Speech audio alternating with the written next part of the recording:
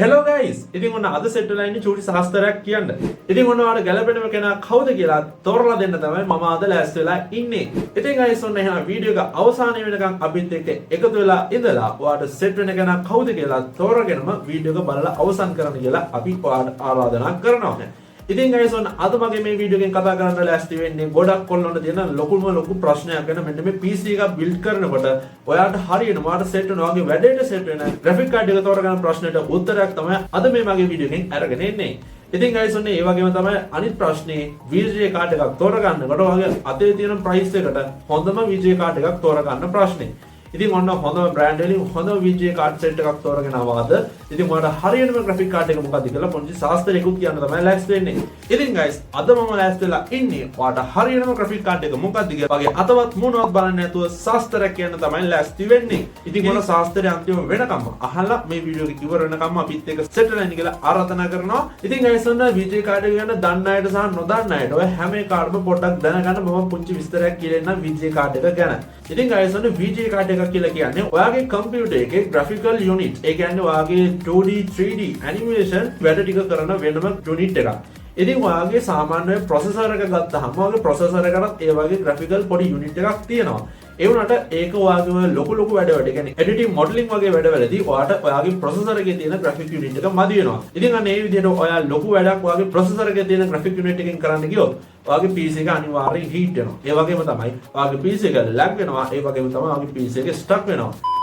ඉතින් guys අන්න ඒක නිසා තමයි අපි වෙනම extra VGA card එකක් ඔයාගේ PC එකට hide කරන්නේ. ඉතින් අන්න එතනදී ඔයාගේ වැඩේට set වෙන VGA card එක මොකක්ද කියලා ඒ වගේම ඔයාට set වෙන VRAM එක මොකද්ද? කොයි size එකක VRAM එකක්ද ඔයාලට ඕනි? අන්න ඒ හැම දෙයක් ගැනම අද මම මේකෙන් කතා කරන්න ලෑස්ති වෙනවා. ඉතින් guys ඔන්න ඔයා කඩේකට ගිහිල්ලා VGA card එකක් choose කරගන්නකොට ඔයාලට බලා ගන්න පුළුවන් AMD කියලා සහ Nvidia කියලා main brand දෙකක VGA cards වගේ.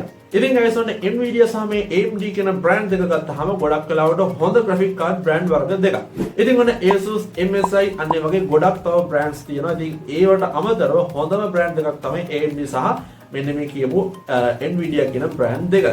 ඉතින් guys ඔන්න AMD ලගේ ගත්තාම brands තුනක් තියෙනවා. ඒ තමයි Radeon RX, Radeon Pro සහ Instinct කියන මෙන්න මේ brand තුන.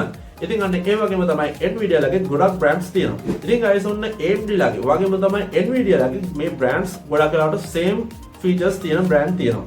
ඒ කියන්නේ guys AMD ලගේ මෙන්න මේ Radeon RX කියන එක ගත්තොත් ඔයාලට Nvidia ලගේ GeForce කියන මෙන්න මේ brand එකට ගොඩක් same features තමයි තියෙන්නේ. ඒ වගේම තමයි guys මෙන්න මේ AMD ලගේ නිකුත් කරන Radeon Pro කියන graphic card එක Nvidia ලගේ RTX A series එකට ගොඩක් වෙලාවට same. ඒ වගේම තමයි guys AMD ලගේ අනිත් category එක වෙන මෙන්න මේ Instinct කියන මෙන්න මේ category එකට Nvidia ලගේ Tesla කියන මෙන්න මේ model එක ගොඩක් වෙලාවට same. ඉතින් guys ඔන්න game ගහන කෙනෙක් නම්, ඒ කියන්නේ gamer කෙනෙක් නම්, සාමාන්‍ය වගේ general purpose එකකට නම් ඔයාලට පුළුවන් AMD ලගේ මෙන්න මේ Radeon RX එහෙම නැත්නම් Nvidia ලගේ GeForce කියන card model දෙකෙන් එකකට යන්න. ඉතින් guys ඔන්න මගේ මතය තමයි ඔයාගේ budget එකට set වෙන හොඳම graphic card එකක් තෝරගන්න පුළුවන් වා AMD graphic card එකකට ගියොත්. ඉතින් guys ඔන්න තව දෙයක් තමයි මෙන්න මේ RTX ඒ වගේම GTX කියන නම් දෙක. ඉතින් ඇත්තටම RTX GTX කියලා කියන්නේ Nvidia ලගේ තවත් එක විදිහක කැටගරි එකක්. ඉතින් ඇත්තටම GTX ලට වඩා RTX ටිකක් විතර උඩින් තමයි ඉන්නේ. ඉතින් guys ඔන්නවා graphic card එකක් තෝරගන්නකොට අනිවාර්යෙන් ඔයා බලන්න ඕනේ කරුණු කීපයක් තියෙනවා. ඉතින් එතනින් පළවෙනිම දේ තමයි ඔයාගේ purpose එක ගැන ඔයා සලකලා බලන්න ඕනේ. ඉතින් guys මම මෙතනදී budget එක මුලටම දාන්න නැති වෙන්න හේතුව තමයි මොකද budget එකට ඔයා සාමාන්‍ය කොච්චර අඩු මුදලකට මොන graphic card එක මිලදී ගත්තත් ඔයාගේ වැඩේ ඔයාගේ purpose එකේ ඒ graphic card එකෙන් උනේ නැත්තම් කරගන්න බැරි වුණොත් ඒ graphic card එකට වියදම් කරපු මුදලත් අපරාධයක් වෙනවා. ඒක නිසා තමයි purpose එක මම අංකයකට දැම්මේ. ඉතින් guys ඔන්න ඔයාගේ purpose එක gaming වෙන්න පුළුවන්, editing වෙන්න පුළුවන්, modeling වෙන්න පුළුවන්, එහෙම නැත්නම් ඔයාගේ වෙන මොකක්ද general purpose එකක් වෙන්න පුළුවන්. ඉතින් අන්න ඒ විදිහට ඉස්සෙල්ලාම ඔයා කරන්න ඕනේ ඔයාගේ purpose එක choose කරගන්න එක. ඊට පස්සේ guys ඔයාලට කරන්න තියෙන්නේ ඔයාගේ VRAM එක choose කරගන්න එක. ඉතින් guys ඔන්න ඒ වගේම තමයි ඔයාගේ purpose එක සාමාන්‍ය gaming වලට නම්, ඒ කියන්නේ සාමාන්‍යයෙන් ඔයා general purpose එකකට නැත්නම් ඔයාගේ සාමාන්‍ය පොඩි game එකක් දෙකක් run කරගන්න නම් ඔයා use කරන්න ඕනේ අනිවාර්යයෙන්ම VRAM එක 2 නැත්නම් 4GB වගේ VRAM එකක් ඔයා අනිවාර්යෙන් use කරන්න ඕනේ. ඉතින් guys එහෙම නැත්නම් ඔයා video editing වලට යනවා නම් නැත්නම් HD gaming වලට නැත්නම් අන්න ඒ වගේ සාමාන්‍ය ටිකක් high level gaming එකකට යනවා නම් ඔයාලට අනිවාර්යෙන් 6 to 8GB VRAM එකක් තියෙන graphic card එකකට යන්න වෙනවා. ඉතින් guys ඔන්න ඔයා 4K gaming වලට එහෙම තමයි 3D modeling වලට වගේ යනවා නම් ඔයාලට අනිවාර්යෙන් up to 10GB VRAM එකක් තියෙන graphic card එකකටවත් යන්න වෙනවා අවම වශයෙන්. ඉතින් ඔන්න ওই විදිහට ඔයාලට VRAM එක තෝරගන්න පුළුවන්. ඉතින් guys ඊට පස්සේ ඔයා තෝරගන්න ඕනගේ බජට් එක. ඉතින් බජට් එක නම් ගොඩක් වෙලාවට මම ආදගෙන ආවේ සාමාන්‍ය 60000 70000 අතර price range එකකට මිලදී ගන්න පුළුවන් graphic card ටිකක්. මොකද අද මම මේ වීඩියෝ එක අරගෙන ආවේ low budget PC build එකකට. එහෙම නැත්නම් middle range PC build එකකට යන කෙනෙකුට set වෙන විදිහට තමයි මේ වීඩියෝ එක මම අද අරගෙන ආවේ. මොකද PC එකක් build කරන ලක්ෂ 2-3 වියදම් කරන කෙනෙක් නම් අනිවාර්යෙන් එයාට සිද්ධ වෙනවා එයාගේ graphic card එක විතරත් ලක්ෂයකට වැඩි මුදලක් වියදම් කරන්න. ඉතින් guys ඔන්න ඔයා සාමාන්‍යයෙන් රුපියල් ලක්ෂයකට අඩු මුදලකට නම් PC එකක් build කරන්න ලෑස්ති වෙන්නේ. ඔයාට අඩුම වශයෙන් හොඳ graphic card එකක් මිලදී ගන්න රුපියල් 40000ක්වත් වියදම් කරන්න සිද්ධ වෙනවා. ඉතින් අන්න ඒ වගේ කට්ටියට තමයි අද මගේ මේ වීඩියෝ එක මම ගෙනාවේ. ඉතින් guys දැන් අපි ලෑස්ති වෙන්නේ අපේ ශාස්ත්‍රය පටන් ගන්න. ඉතින් guys ඔන්න ඉස්සලාම gamers ලාට තමයි මගේ ශාස්ත්‍රය කියන්න ලෑස්ති වෙන්නේ. ඉතින් ඔන්න gamers ලාට මම තෝරගෙන ආවා එක graphic card එකක්. ඉතින් ඔයාලට මේ card එක රුපියල් 60000ට 70000ක වගේ price range එකකට ඕනම shop එකකින් මිලදී ගන්න පුළුවන්. ඉතින් guys ඔන්න මම අරගෙන ආපු card එක තමයි මේ තියෙන්නේ. මේක ඇවිල්ලා Nvidia GTX 1660 Super කියන card එක. මේක Nvidia කියලා මම කිව්වට ඔයාලට දැන් පේනවා මේකවල Asus කියලා ගහලා තියෙනවා. ඉතින් ඒකට හේතුව තමයි මේක Asus brand එකක් වුණාට මෙයාලගේ chipset එක manufacture කරලා තියෙන්නේ Nvidia company එක. ඉතින් මෙතනදී එහෙම දෙයක් වෙන්න හේතුව තමයි දැන් අර මම කිව්ව AMD සහ Nvidia කියන company. ඉතින් මේ company දෙක තමයි graphic card අතින් ඉහළම තැනක ඉන්න companies දෙක. ඉතින් guys ඔන්න ඊට අමතරව ගත්තාම graphic card හදන companies විදිහට Asus එහෙම නැත්නම් MSI අන්න ඒ වගේ තව ගොඩක් companies තියෙනවා. ඉතින් guys අපි මෙන්න මේ Asus ලා MSI ලා අන්න ඒ වගේ පොඩි companies වලට අපි කියනවා නමක් third party companies කියලා. ඉතින් අන්නේ third party companies කරන වැඩක් තමයි අර AMD ලා Nvidia ලා හදපු chipset සල්ලි වලට share කර ගන්නවා. ඉතින් එතනදී AMD ලා සහ Nvidia ලා හදපු chipset ගොඩක් වෙලාවට අර Asus නැත්නම් MSI ලාගේ product වල තියෙන්න පුළුවන්. ඉතින් එහෙම වුණාම තමයි මෙන්න මේ විදිහට brand එක Asus ලාගෙන් වෙලා අර chipset එක AMD ලාගේ එහෙම නැත්නම් Nvidia ලාගේ වෙන්නේ. ඉතින් මොන ඕක තමයි guys එහෙම වෙන්න හේතුව. ඉතින් guys ඔන්න ආයෙත් අපි නවත්තපු දෙන්නට ආවොත් ඔන්න gamers ලා මම ගෙනාවේ Nvidia GTX 1660 Super කියන මෙන්න මේ VGA card එක. ඉතින් මේක ඇවිල්ලා VRAM එක විදිහට 6GB VRAM එකක් තමයි මේකට තියෙන්නේ. ඉතින් ඔන්න ඔයාලට පුළුවන් සාමාන්‍ය වගේ 1080p game එකක් මේකෙන් run කරගන්න.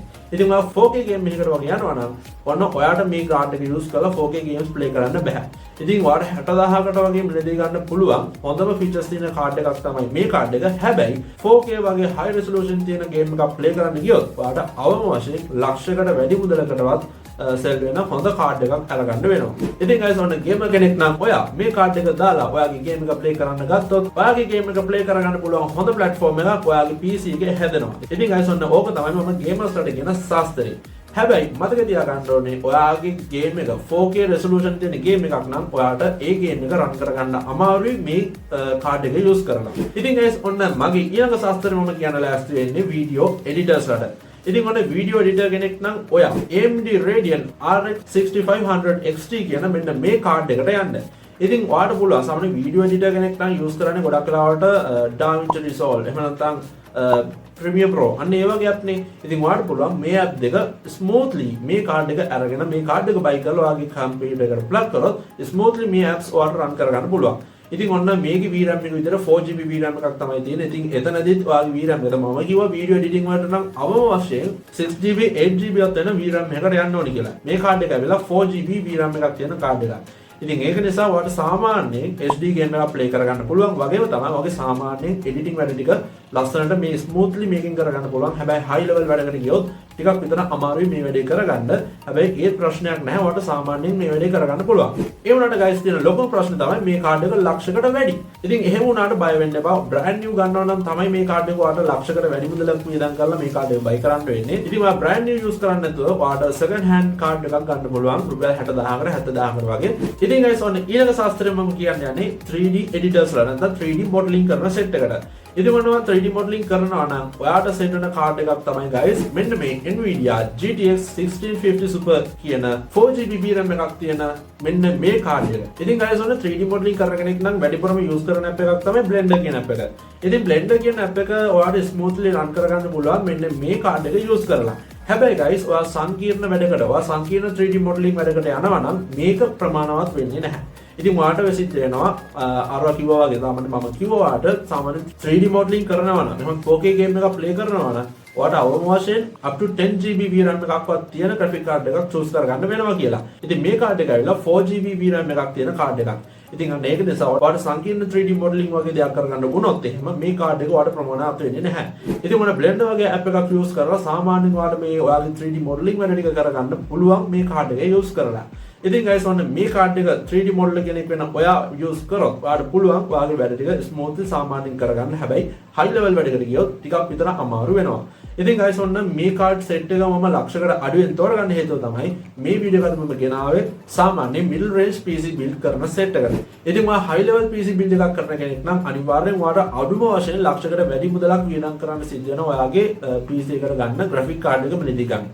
ඉතින් ඔයා middle range PC build කෙනෙක් නම් ඔයා ගොඩක් වෙලාවට එක්ක second hand එහෙම නැත්නම් රුපියල් 60000ට 70000ට ගන්න බලන් පොඩි graphic card එකක් තමයි බලන්නේ. ඉතින් අනේ ඒක නිසා තමයි guys මම 60000ට 70000ට ගන්න පුළුවන් පොඩි card ටිකක් අද තෝරගත්තේ.